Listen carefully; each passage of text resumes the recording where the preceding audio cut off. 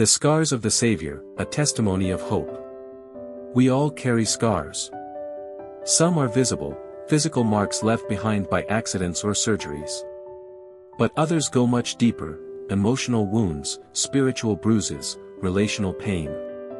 We live in a broken world, and no one escapes life without getting hurt. But here's the truth that changes everything. Jesus has scars too. He didn't just die for us, he rose again, victorious over sin and death. But what's remarkable is that when he returned, he chose to keep his scars. Let that sink in for a moment. The King of Kings, the Lord of Lords, the one with all power and glory, he could have returned with a flawless, radiant body. But he intentionally kept the scars in his hands, his feet, and his side. Why? Because his scars tell a story. A story of victory, not defeat. A story of love, not shame. A story of hope, for you, and for me.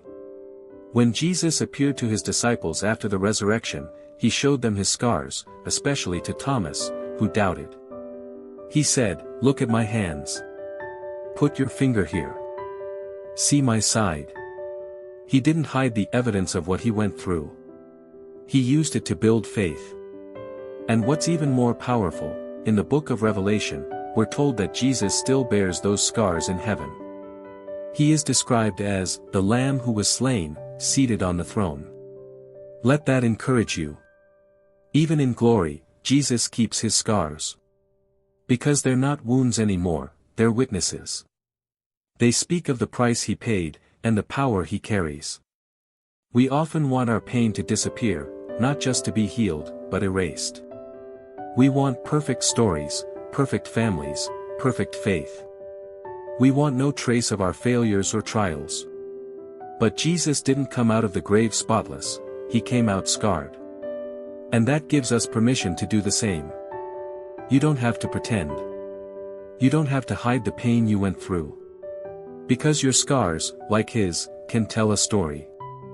A story that says, "This was painful, but I'm still here. I was wounded, but now I'm healed. The enemy tried to destroy me, but God carried me through." Let me tell you something powerful. A scar is a healed wound. It means the bleeding has stopped. The pain no longer controls you. It's the proof that you survived. God doesn't waste pain. He doesn't erase your past, he redeems it. He takes what was meant to destroy you, and turns it into testimony. Your scars don't disqualify you, they qualify you to speak of God's faithfulness. We live in a culture that tries to hide every imperfection. Airbrushed photos. Highlight reels. Filtered lives. But God isn't looking for perfection. He's looking for people who can say, "Yes, I've been through some things. But look what the Lord has done." These scars, they're not shameful. They are beautiful, because they remind me of God's grace. You see, there's a big difference between a wound and a scar. A wound says, "I'm hurting." A scar says, "I've been healed." A wound says, "Someone did this to me." A scar says, "God brought me through it." A wound might make you want to hide. But a scar invites you to testify. Friend, hear me. Jesus kept his scars for a reason. And you can keep yours too. Not to relive the pain, but to reveal the healer. Not to glorify the hurt, but to glorify the God who heals deadly wounds.